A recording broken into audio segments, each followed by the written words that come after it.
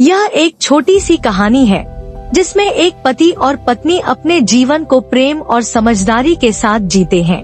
पति का नाम अरीफ था और पत्नी का नाम सना था। अरीफ एक मेहनती आदमी था जो अक्सर अपने छुट्टी के दिन भी घर पर काम करता रहता था। वहीं सना एक दयालु और समझदार महिला थी जो अपने घर का ध्यान बहुत अच्छे से रखती थी। एक दिन अरीफ घर आया और बहुत थका हुआ था।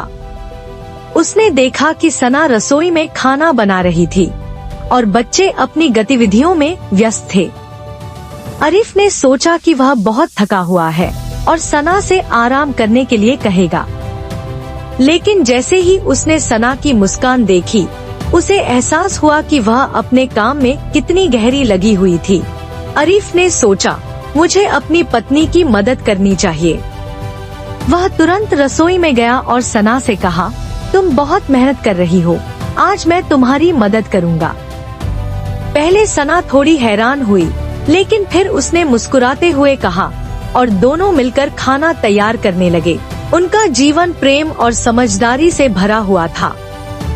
अरीफ ने यह समझा कि अपनी पत्नी की मदद करने से न केवल काम आसान हो जाता है, बल्कि उनका रिश्ता भी मजबूत हो जाता है।